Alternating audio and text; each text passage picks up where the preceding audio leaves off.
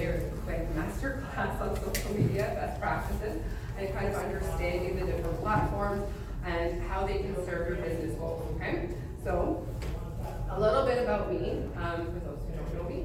I am a trained chef, like so many of you in the room, worked in industry for a little while, decided, I don't love this that much, quite grueling. So I got very fortunate and found a job in a test kitchen. So I started there doing their grocery shopping, filling the pantry, running errands, all the things, and then got to become a recipe tester and learned all about recipe development for food brands to help them position their products or their services in a way that their target audience could appreciate. And so that's where I learned how to create content for marketing. So this is 20 years ago now. So back then it was a lot more print than it was digital. We were, maybe fleshing out websites, but definitely social wasn't as big a part of the conversation. So we did magazines and flyers and brochures and that kind of stuff. But yeah, we worked with food brands to help them sell their products. And so we learned how to take the creative and the culinary and make sure that it was on target for their audience, right? Not just a really great recipe or a really great photo. We wanted to make sure that we were selling to the people the way that they needed it. So that's where we're going to start today. Is social media is one of those things where I think everybody has a love-hate relationship with it. So yesterday when I arrived and I was chatting with the first person I kind of encountered at the morning session, and they're like, oh, you're a speaker this year. And I said, yeah, I'm doing a talk on social media marketing. One of them immediately said, oh, I have to be better at my social. I just started a small business and I'm not getting out there. And then the next person said, oh, I really need to get off social. It's too much, right? So here we have this kind of love-hate. It can be very daunting. There is a lot of noise. There is a lot of content. Everybody's got unique perspectives, a lot of people, a lot of misinformation. So it can be hard to navigate, and especially when you're getting started on a channel or you feel like your channel has kind of gone a little bit crazy and you're not really cohesive, you're not on brand, you're not on message. This is a good opportunity. I'm going to break it down for you like a recipe because it's just how my brain works. So I'm not trying to be cliche or kitschy or anything like that, but we're going to break it down into the ingredients and the method, and then we're going to bring it together for one cohesive lovely dish. So we're going to talk about the platforms and the audiences, right? Because obviously we want to go where our audience is. The right content for the right platform. We all know that obviously TikTok is where we put our videos, LinkedIn is where we put our professional updates and so on. So we're going to go through that. We're going to talk about the anatomy of the post. So big rule of social media marketing, we don't post just for the sake of posting, right? If you're going to do it with purpose, do it well, and optimize it with all of these tips and tricks that I'm going to share with you today, so that way you can grow and get your message out there. Content creation tips, my favorite. Love being in studio, love capturing. And we're going to talk very briefly about AI because there is a ton happening. I'm sure everybody, it's big buzz. I'm not going to pretend to be an expert. If anybody tells you they are an expert in AI, they're lying to you because Musk just dropped $3 billion to hire all of these really super smart people, and they have no idea what they're doing or where it's going to go. So, but we're going to talk a little bit about it and how it relates to us here, best practices, and then we're going to do an interactive kind of component. So we have a lot to cover. So I'm going to talk quickly, and some things we're just going to kind of touch on. If you want to chat with me afterwards, if you want a copy of the presentation, what have you, happy to do that afterwards, okay?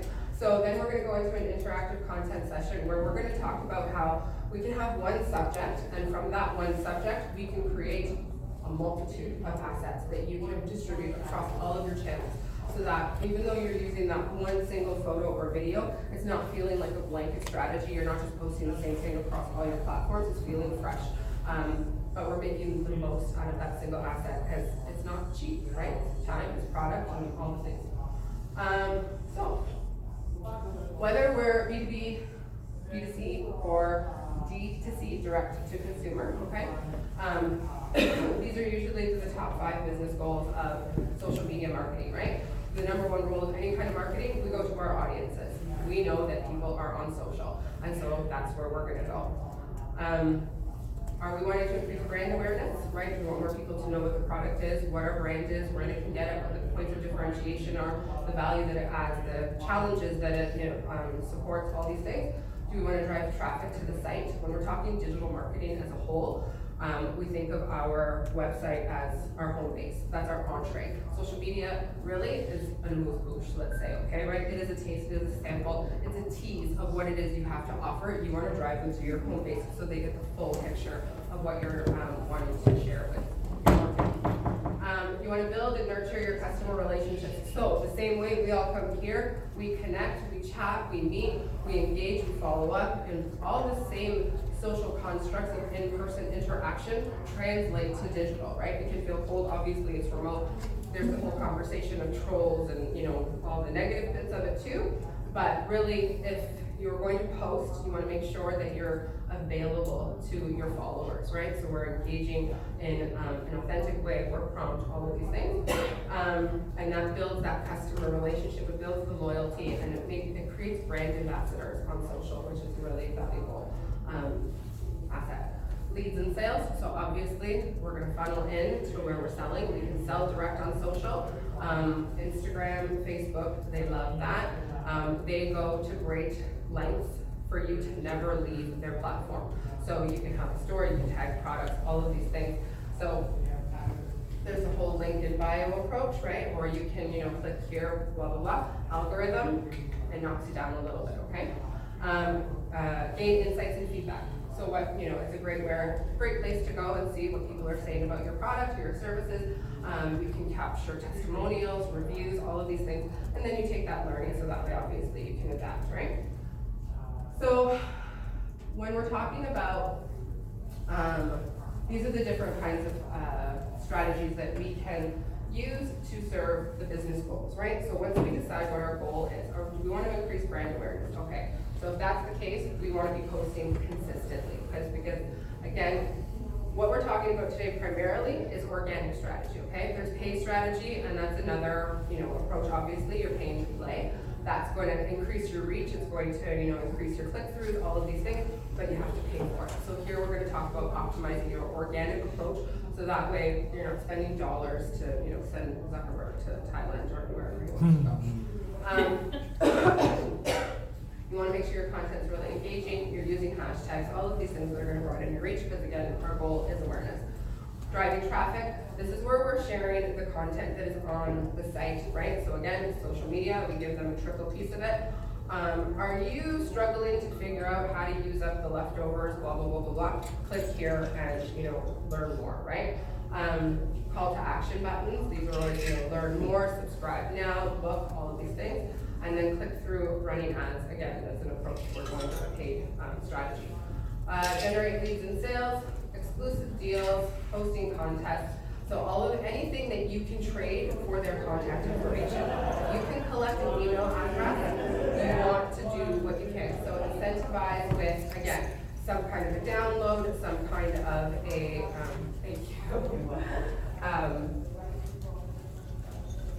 some kind of download, something that they're going to want more of, so you can collect their information. You've given them value, and now they're going to come back to you, and you can reach out to them, right?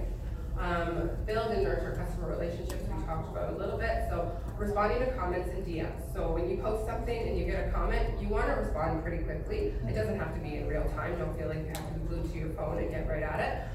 But you definitely want to respond quickly. DMs are great. If somebody sends you a direct message, that's an opportunity to build a real connection.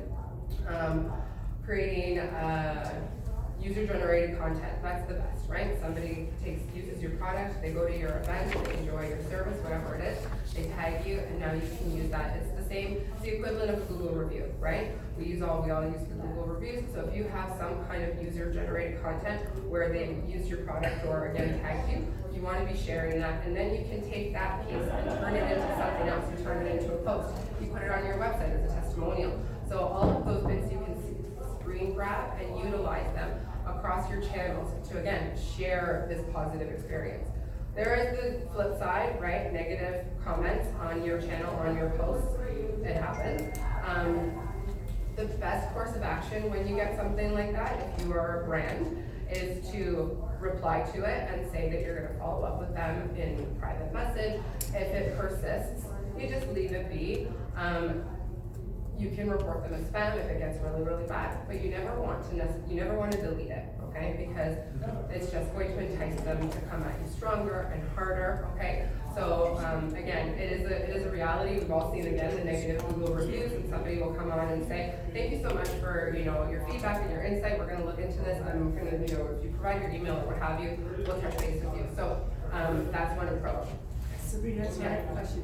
What's your opinion about those that either use a kind of template, thank you for reaching out, and it looks the same for every complaint? What is your opinion about that? And also, what is your opinion about those that, I don't want to say air dirty laundry, but say, Sabrina, we talked in the restaurant and you know, blah, blah, blah, blah, blah, blah. You know what I'm talking about? You actually did like your dessert. Yeah, you actually did. Yeah. So what's the problem? Kind of idea, like, so they're airing it all, almost like ammunition. What's your opinion about other So for the first one, for the automated piece of it, right, it is a reality for larger accounts, right, especially if they don't have a dedicated, social media manager. So it comes down to budget, right? So it's a good way, again, you've touched base. It's kind of like, not a why bother, because it's better than nothing, right? But it does dilute the genuine opportunity for connection, right? Because now it's just automated, right? But at least it lets them know that it's been received and somebody will get back to them. And if you're going to automate, it's great to include a time frame, right? Somebody will get back to you within the next business day, right? Or thank you for your reservation. We'll confirm with you 2 days before you come in, right?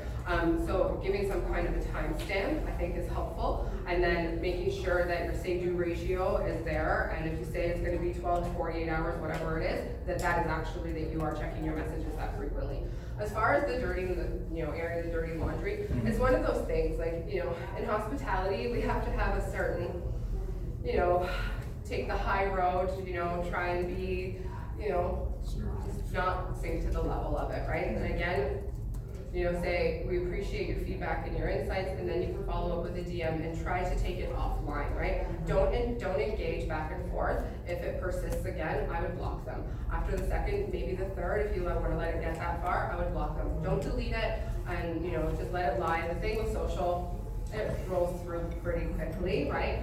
So, but you don't want to, not address it. So again, right, say some kind of very PC message on the post, and then come in on a DM and try to, So keep the details to a minimum. Keep the details to a minimum, yes. Because with social, the thing that we're missing is there's no context, there's no personal inflection. So we don't have this. So a lot is open for interpretation. So how you read it in your mind and how I read it in my mind, the mood I'm in, the mood you're in, the tone is gonna be very different, right?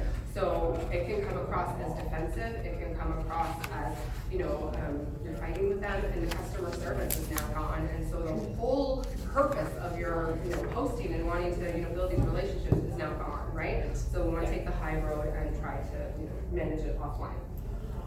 Gain insights and feedback. So again, there's a lot of listening tools out there that you can, third party that you can pay for that will extract the analytics for you and tell you that generally, 78% of your engagement is reading is positive, and 10% of it is reading is moderate, and you have a 2% issue with negativity.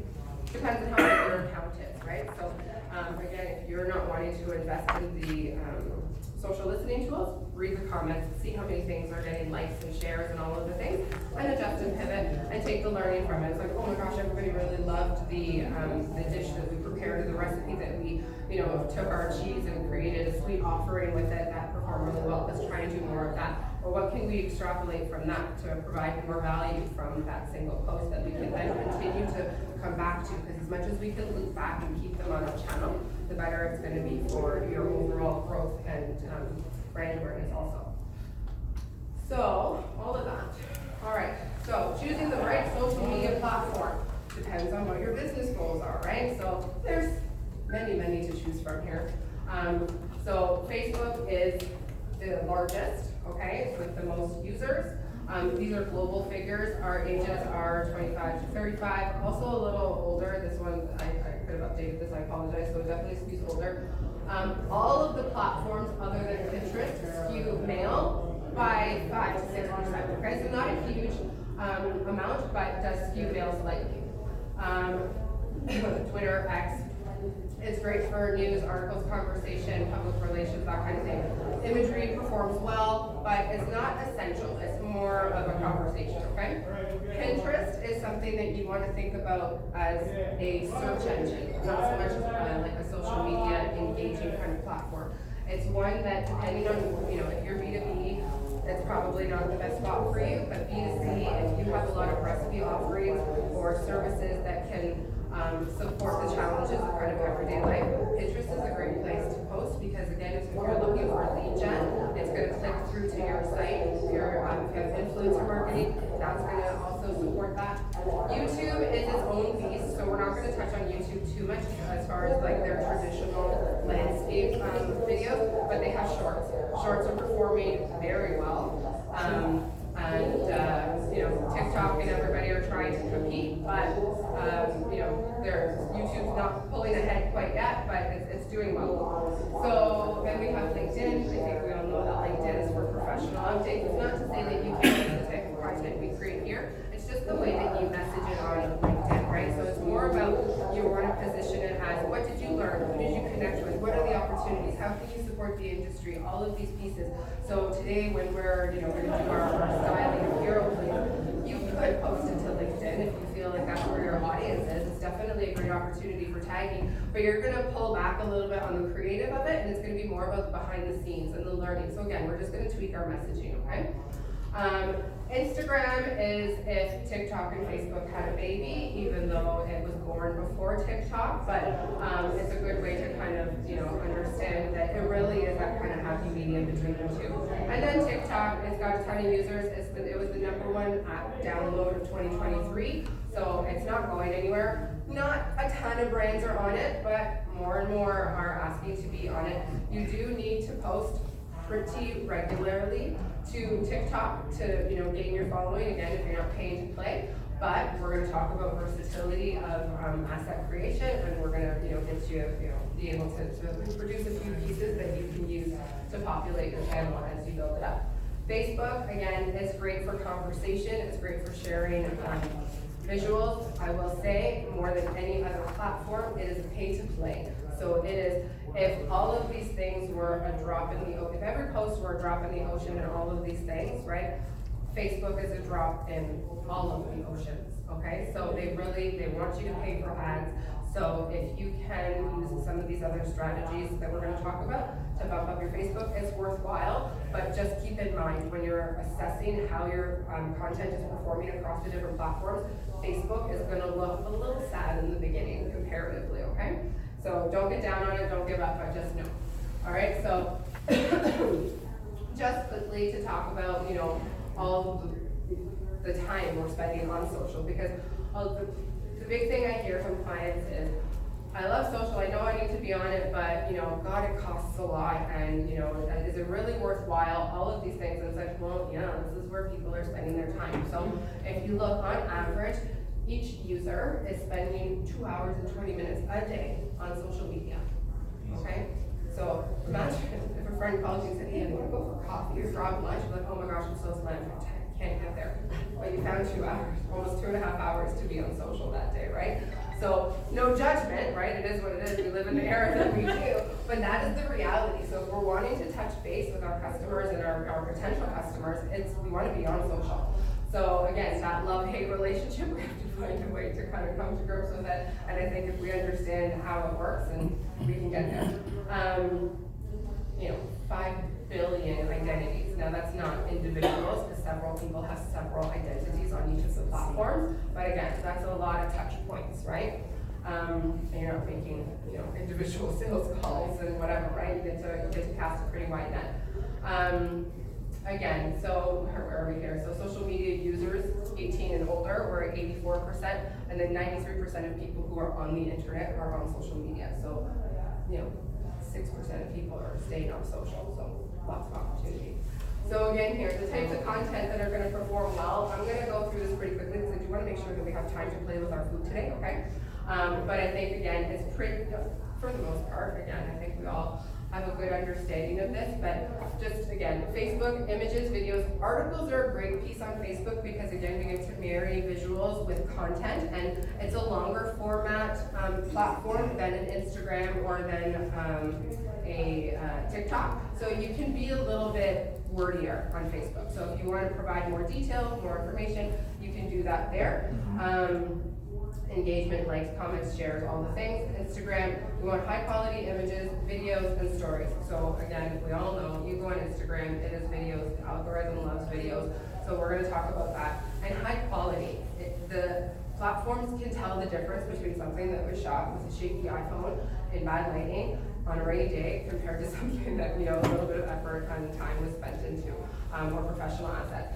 So we'll talk about that too as we start playing with our product here. LinkedIn, again, professional.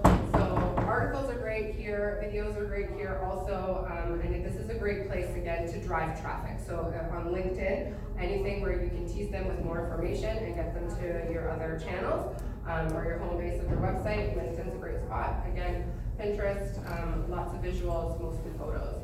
Twitter, short text and tweets. TikTok, all video. Okay, so rules for great content. It's not complicated, okay? But it's not complicated, but it can be hard. There's some good things in life, right? You want to be interesting. So again, we want to make sure that we're being authentic and that we're on brand, okay? And sometimes people feel like, oh my gosh, what am I going to write? I have to be clever. I have to be witty. I have to be this. No, just be honest. Be, you know, get your messaging across, right? It will resonate. When you are trying to force it to be something you are not, that's going to come across more so, okay? If you're working with an agency, spend a lot of time when you onboard them to figure out the tone, right? ChatGPT, you know, it's a starting point. We're going to talk about that too. So it is about your customers. It's about your audience always. We are there to serve them. We want to offer value. So you can talk about what you're doing, but you need to bring it back into why this benefits them and how, okay? Keep it simple. We are on social media. It is supposed to be light, it's supposed to be fun, engaging, all of these things. We want to do a lot of storytelling. This is a great opportunity for tagging and mentioning and building our community outward by including people in what we're doing. It's a marathon, not a sprint. New clients, this is a big conversation. It's like, I don't understand, we've been at this for like 8 weeks. Why don't we have 20,000 followers? And it's like, oh boy, it's going to take a little longer. So brick by brick, we get there. Be authentic, not who you think you should be, not who you know, this other brand is. Be you, be your voice, have your voice. It will come through. Show up in the community. So this isn't just, so we talked about, you know, you comment or you reply to comments, or go out into the community, right? Again, serve your followers. Go out, comment on their posts, like their posts, share their posts, build your network that way, right? Reciprocity is very much a real thing, even on social media. So if you think about, the types of engagement you can show, a like, a comment, a share, right? It lets people know that if I posted and you liked it, it's like, oh, you noticed me, that's nice, right? If you comment, it's like, oh wow, that's really great. He's letting everybody know he's noticed me, and that, you know, that speaks volumes. If they send you a DM, it's like, this is great. So now you're building that personal connection. If they share it, now they want the world to know, right? So all of these levels, right, of engagement, we want to show how much we appreciate. And again, go onto their channels. And so if you want people to like, comment, and share on your posts, you need to go out and do that on theirs. All right? Go to them. We're going social to 2 hours, 20 minutes a day. We know that's where they are, so that's where we're going to go. We're going to add value, and we're going to be agile. We have a plan, but we need to pivot sometimes. It is what it is. So the different types of content, we want to make sure that we're being, you know, we're offering variety, okay? So we can do custom images, photos, videos, infographics, user-generated content we talked about. This performs exceptionally well. The algorithm does favor it when somebody else has created it, tagged you, and then you share it, because now we get to keep the chain going. A lot of we're going to talk about how often to post. Curating content is another great strategy, right? So that means, again, you're sharing with somebody else. You're sharing a meme, you're putting up a quote. It doesn't all need to be like these high quality, you know, professional photos and recipes and, you know, product shots. Behind the scenes is also also a really great way to build connection with the community, okay? So when we start plating, I'm telling you, the shots that you put up of the behind the scenes of it are going to do better than the actual beauty shot. So when we're in studio and we're plating a burger, okay, there are toothpicks, there's hairspray, there's all of these like styling tricks that we're doing to make it look the way we want it to look. That actual burger, gorgeous, people love it, they want the recipe, they want to know more, what have you. But then you show them the back side of it, you lift the skirt, how the sausage is made. People are just love the styling, secrets, right? The other thing too is meet the team, right? Here's Sally, here's Bob, here's so-and-so, here's the office dog, did you meet my turtle? Like all of these things, it humanizes a brand. So especially if your account is faceless, if you can add in these human elements of your team and behind the scenes footage, it's gonna do really, really well for your channel. So company culture, testimonials, reviews, we know those things, tutorials, how-to guides, DIYs. So this is something where this is a good versatility piece, okay? So we're gonna go with the burger example. We're gonna plate a burger, and then we're gonna break it down, okay? Tutorials.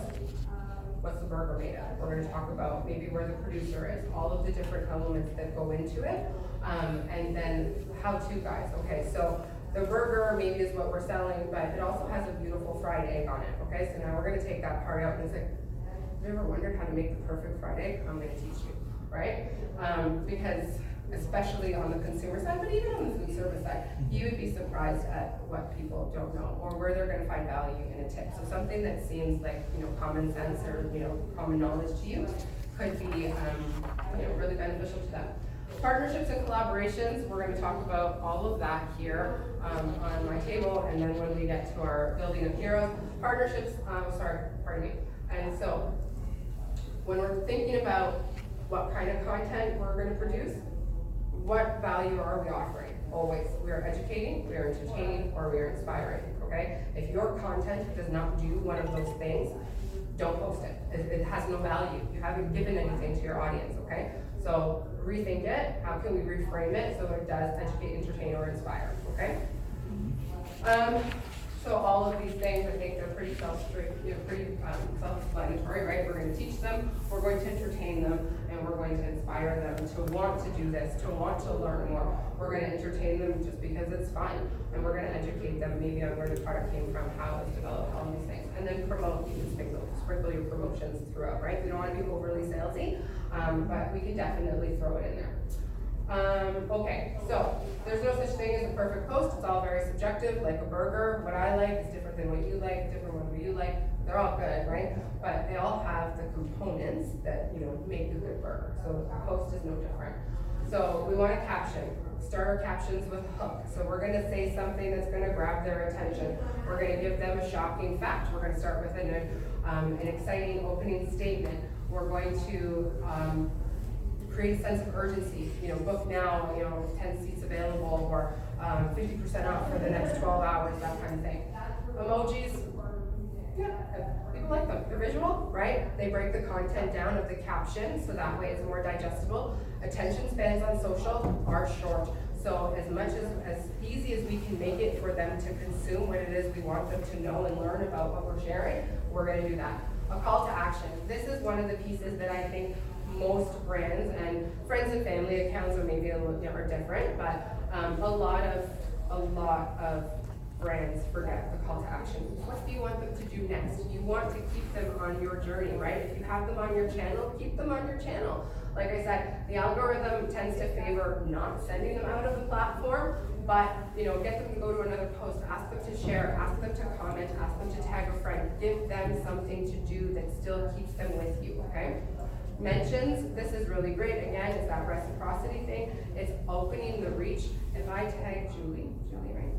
Julie is going to share that I tagged her. And now all of your 20,000 followers, 10 followers, I don't know, right? Now they all get to know who I am and what I'm talking about. If I'm talking about a client, all's better, right? So you want to be mentioning. You don't want to mention just for the sake of it, but if you can, go for it. Hashtags, there's a lot of conversation about hashtags. The algorithm changes. This year they want 10 to 14. Last year it was 11 to 12. Don't get so caught up in that. It's more about the quality of it, so not so much about the quantity. So the first kind of hashtag you want is branding. So hashtag Culinary Federation, okay? Always first, we're representing our brand. Second is hashtag conference, hashtag social media marketing, hashtag culinary connections, right? Then we're gonna niche it down into hashtag food styling, hashtag hero plates, these types of things, okay? Make sure they're relevant. Don't hashtag Kim Kardashian because she did something on the weekend and you wanna capitalize on, the frenzy. Because again, the algorithm will realize that, so they're gonna dump your post. Also, it makes you look silly, right? Because consumers and audiences on social, they're savvier than ever. They understand. It's like, oh, you're clickbaiting me, right? Like, this is nonsense. So you're going to lose your credibility and you're going to lose the whole point of what you're doing. Images and videos. So obviously, we want to be very visual. We want to make sure that our content is high quality, okay? So there are things, not to say that everybody's going to be walking around with a professional camera and just take a lesson on how to be, an iPhone photographer. There are filters, there are, all the things, apps that can help you with that, presets, blah, blah, blah. But try to take the best shot you can when you're in person and then try to, enhance it later if you can. Professional images do perform best on social. Stock imagery, not so great. Again, the algorithm, those computers, they're smarter than us. They've seen them, somebody else has used them.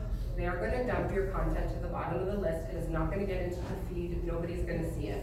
So if you are solely using stock, or it's 50%, 60% of your asset strategy, or contribution to what you're putting out there, it's not going to perform. So when you're looking and wondering why things aren't doing well, if you're using a lot of stock, that's why. So we've tried with some clients who have tighter budgets to say, take the stock images and sprinkle them with the custom content that we've created for them, and then use it in a way that it's we either zoom in or we add it to a reel or what have you. We've done so much A/B testing to see if we can get the stock to work that the budget she spent on the testing we could have just spent to get in the studio and create the custom assets.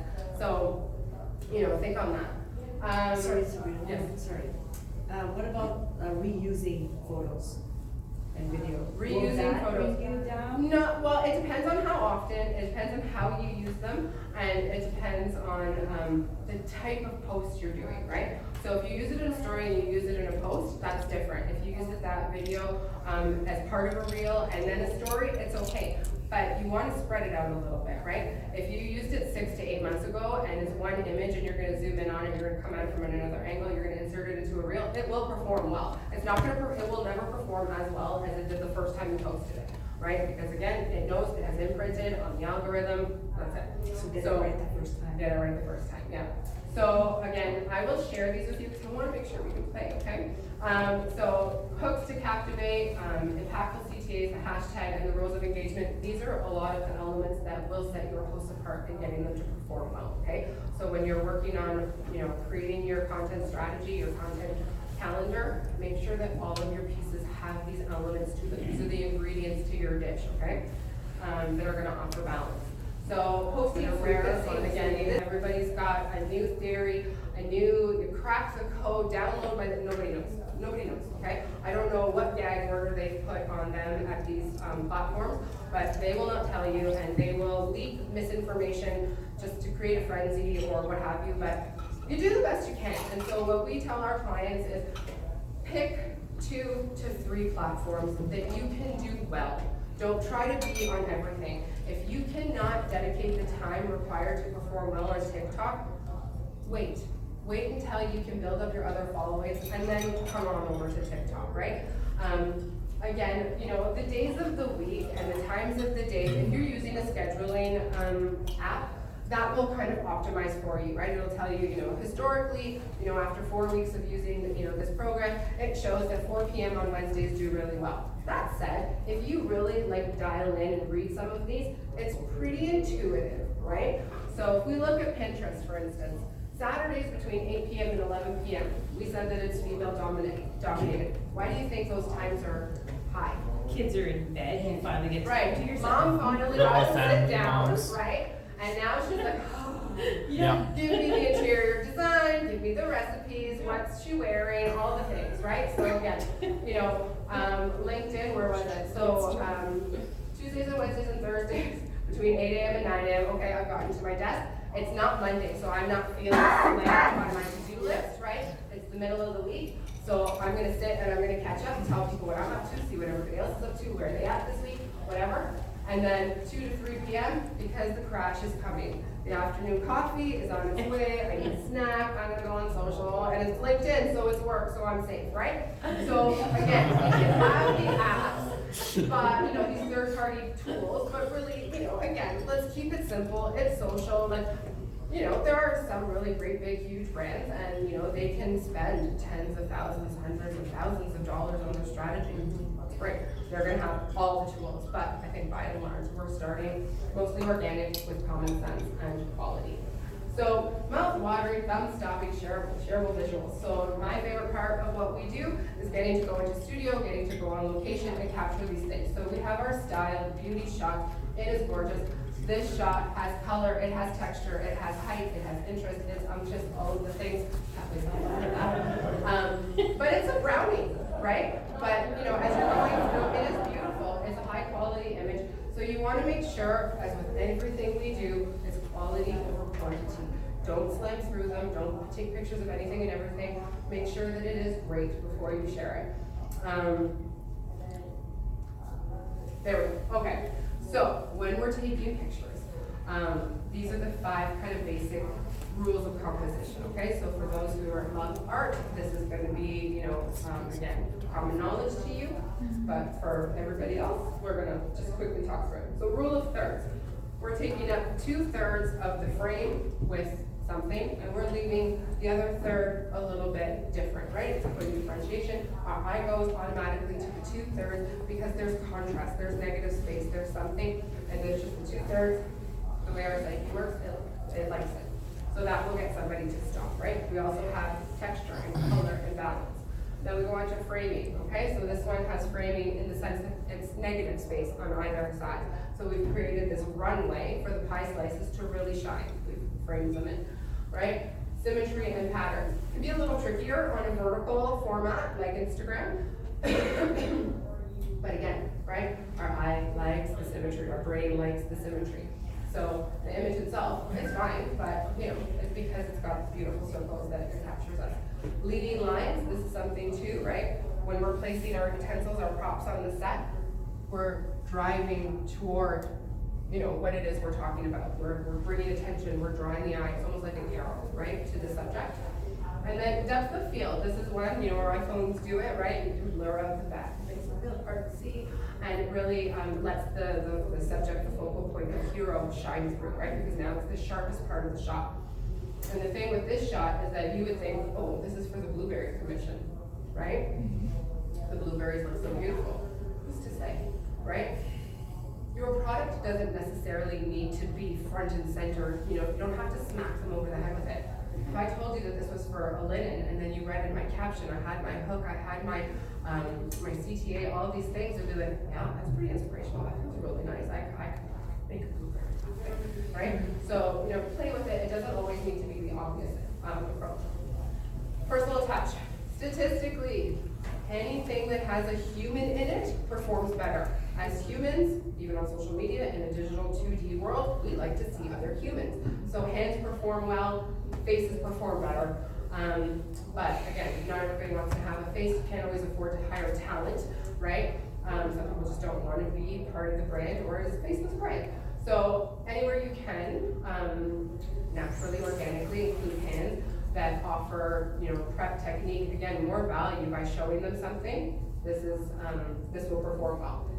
Then the money shot, as we call it, right? Are we going to drizzle? Are we going to sprinkle? Are we going to pour? Are we going to have something fall?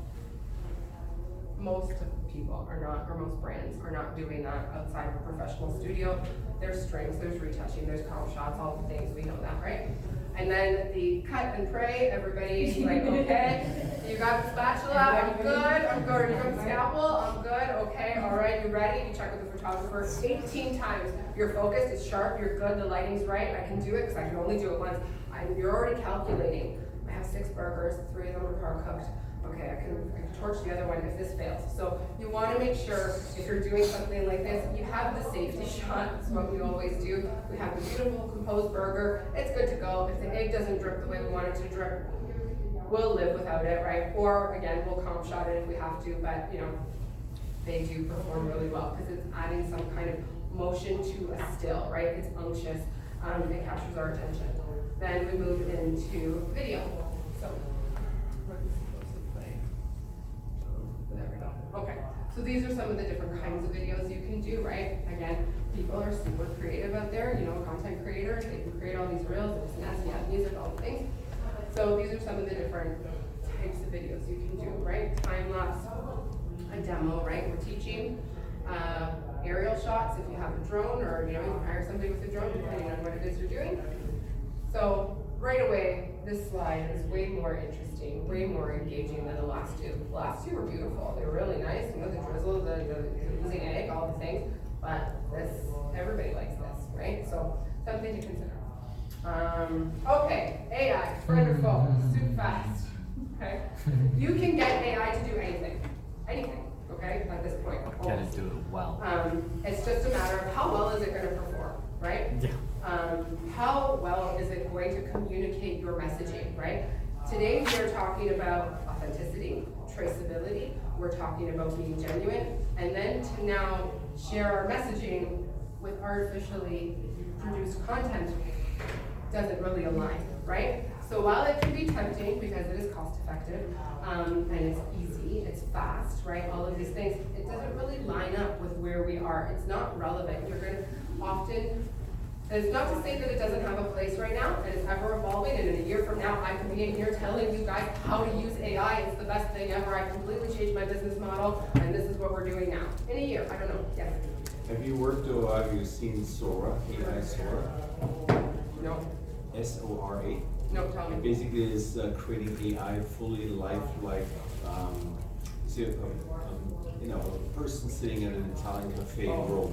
We're gonna get there, wait. Okay. Okay, so just for fun, again, I'll share this with everybody later, okay? So if you're doing custom content, these are the apps or the websites that can support you. If you wanna go the AI route, here are 3 more in every category when it comes to copywriting, graphics, videos, reels. So you can become an AI master, you can hire somebody who's an AI master, you never have to step foot in the studio again, you never have to go on site. But again, like most things, a hybrid approach is probably the best way and the most realistic way moving forward, right? Copywriting, again, I've used ChatGPT a ton in the last few months. It's a great launching pad, I'm not gonna lie, right? Like when you get good at the prompts, the information it can spit out to you is top notch and it's accurate, but it's tone deaf. Even when you say, my brand is XYZ, it still doesn't come back right. So you still need that human element, you still need that marketing person, that, you know, that brand ambassador, that internal expert to be checking these things to make sure that your brand is being represented well. Again, everybody's savvy, we all know AI is out there, and we can see it, we can detect it. The bullshit detectors on us, they're great, right? So you're not gonna pull the wool over your eyes, and we all know the worst thing you can do is talk down to your consumers or your market. So, just for fun, I took this chart, made it in Canva, okay?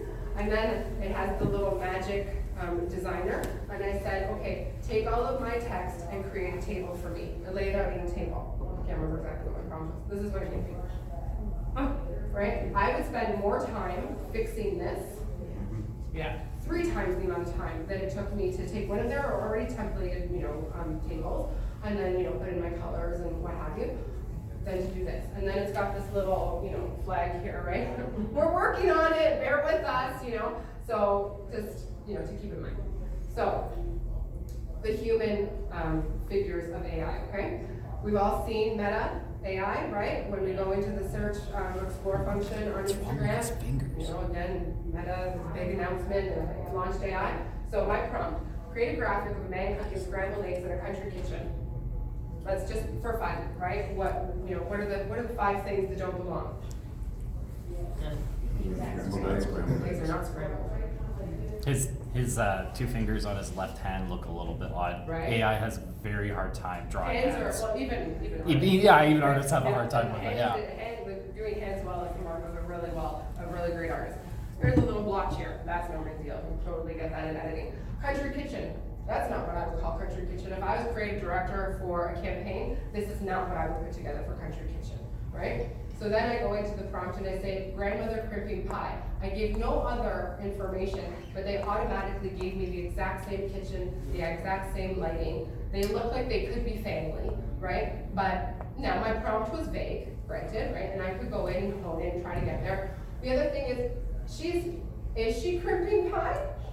No, right? It's pastry, she's bundling it, she's making a parcel, but and there is a crimped pie in the photo, or the graphic rather, but no, right? The other thing, we'll talk about in a second, hang on. Okay, prompt, delicious cheeseburger with guacamole, tomato, fried egg, and onion ring. I guess. It is all those things, right? Yeah. At first glance, it's like, yeah, it looks greasy and fresh and, all the things, but I have to say, like, in our studio, that would not go to client for approval. Yeah. It's not ready, right? Like, we don't know what we're selling. We can sell in the bun, the tomatoes, the restaurant, who knows, right? But the burger does not look appetizing. Like, the actual beef patty does not look appetizing. So then I go in and I prompt the same burger, but not so close, because now the versatility of this is also gone. I can't do that much with it. It's gone in too tight, right? If we're in studio, we can take a shot from farther back, and then we can kind of zoom in on it. We can use it in different ways. We can use the negative space to add our copy and add it to our layout, all of these things. So same burger, but not so close up. That's not the same burger, right? So already we've missed. For me, the best is when you're on set and somebody's like, oh no, there's a face in the, I can see a face in the tomato seeds, right? Now we have to deal with it. So, like, the 2 onion rings and the egg yolk, they're just making like a weird, awkward, creepy cartoon face to me. It's too symmetrical, but not symmetrical. I feel like it's you remember in Home Alone, the furnace in the basement, and Kevin thought that it was gonna get him. This is what that burger looks like to me, right? So, I will say, I created the graphic in 30 seconds, not even, right? But it's unusable, really, other than for proving our point here today. So then also just for fun. Professional workshop for chefs, food styling, and photographing recipes, like we're gonna do here, hopefully, very quickly. So, did they get it? I guess maybe I could have been more detailed, but professional workshop of chefs, food styling, and photographing recipes. So there's camera, there's crew here. There's people in the kitchen, but like, if I saw this on my feed, I'm not engaging with this other than like, what are you showing me and why, right? So the whole point that we're gonna prove, right, is that we're gonna show the behind the scenes of what we're gonna do here today and how engaging it's gonna be to our audience. This is not that, right? It's a post, but we don't post for the sake of posting, right? Now again, prompt, I adjusted it. Professional conference workshop of chefs, food styling, and photographing recipes. And now all of a sudden there's businessmen in the background. And all of a sudden, again, not to get political, now everybody's white and everybody's male. I added conference and I added professional, and so AI decided to take it down that road. Here we have a female, and it's a little bit more ethnically diverse, right? But it has shifted. So many reasons why this falls short, feels tone deaf, and is not going to be productive. So in a year, I don't know, that 6 bill might, completely revolutionize the industry. We're not there yet though. All right, so we are going to now, very quickly, but actually it's gonna prove my point even better. We have a bunch of product on the back table, okay? And I'm gonna challenge everybody to work with their group at the table to style a hero, okay? And create a variety of content. So what I'm gonna show you here, so this is something that my team and I worked on with Canada Beef, okay? They've just launched their food service menu planner. And so it is made for industry, okay? They have 150 recipe assets that we help them to develop. Every single one is photographed, okay? And they have it printed here. Every recipe has a unique QR code that takes them to their home base, their recipe site, okay? Where you can get more information about the recipe, the cut, how to prepare it in advance, a la minute, all of the things, and then it's going to tell you more about, Canada Beef and their producers and all of the things. This single asset is now in print, it's QR code, it's on a website, they can put it into their newsletters, they can put it into their social media in a million different ways, right, from one photo. So if you do it well, you can break it down and be versatile across platforms and within the platform, a variety of different ways, okay? So what I'm gonna challenge you all to do today is to go to the back. We don't need to mad rush like we're on a cooking show or anything, there's lots of stuff there. You have a few items on your table. There's cheeses, all of the things, and some accompaniments donated by our partners. So you're going to create a hero plate, a grazing board, a platter, I don't know, some kind of something, or a canapé, what have you, anything you like. And then I want you to create different types of posts, okay? So you can do a post, you can do a carousel. I didn't mention this, carousels. If you're gonna post a still image on Instagram, adding 2 or 3 or 4 or 10, perform head and shoulders above one single photo, because people are already scrolling. Now you've broken the pattern and they get to scroll this way. So they still get that kind of finger satisfaction of, I know. That's just Hashtag finger satisfaction, you're welcome. Nah. Okay? And so you've broken the habit, but now you still get to continue it. So it kind of falls into that ASMR, right? It's all the psychology of how you break it down. So carousels do work really well. And so what I'd like you to do is style a shot and think about all the different ways that you can post this one activity. You can post, I got team Patty from Kinkle Duck, and she's so great. And this is what her idea was to use with the cheese. And then this is the plate. And then, did you know what we're gonna do? So again, we got, work that to make you with one shot, right? So, don't shoot on stainless, it doesn't do well, it bounces light, it dulls the colors, all the things, okay? But we want to add interest. So now we're going to add our lovely burlap, we've got pipe, now we're going to add this, we have a plate, okay? We're going to put some white noise, literally, in the background, okay? Create our hero plate, maybe we do it like this, I don't know, you guys get creative. But another image, ooh, look at what I did to build my set, right? Or, all of these different things that you can do to show the behind the scenes of it. Then what we're going to do is we're going to have some kind of a CTA. Tell me what you think. What would you have done? Put a poll, polls, quizzes, all these things are great ways to take in information, and they're a great way for people to feel like they're part of all of the fun of what we're doing. And then I want you to tag. So we want to tag our partners at Lactalis for the cheese, our partners at Goodleaf for the greens, our partners at Boulart for the bread, Culinary Federation, me, because I've taught you so much today, all of the things. And then you're going to post it, they're going to see it, they're going to share it, and we're going to continue. And the ripple effect of this, we're really capitalizing on it.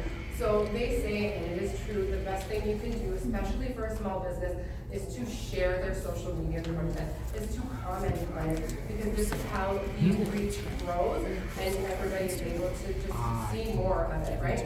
It is a drop in the ocean, if we all tag and share and all of the things, it's a drop in the lake. So go grab your stuff, I'm gonna walk around, and I can help with food styling or ideas or what have you, but yeah, and tag. The other thing, just to talk about partnerships and collaborations a little bit, anytime you can incentivize is great. So today at my table downstairs, I had this little printout, scan your QR code, follow us on social, and somebody's gonna win a free cookbook. It's not a lot, but people love cookbooks, they love free stuff, right?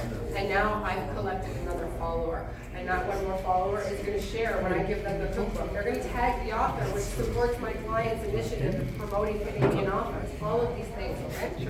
Again, partnership with Canada Beef, I've shared what they're, the incredible work they're doing with you guys. You're gonna tag them, we'll see. Yeah, go, get your stuff, let's do it quick. Yeah. Does anybody have any questions? Okay, there you go. I was there. I'm gonna have these stickers. All right, Fred, you're Oh, up. good. These across. Oh, so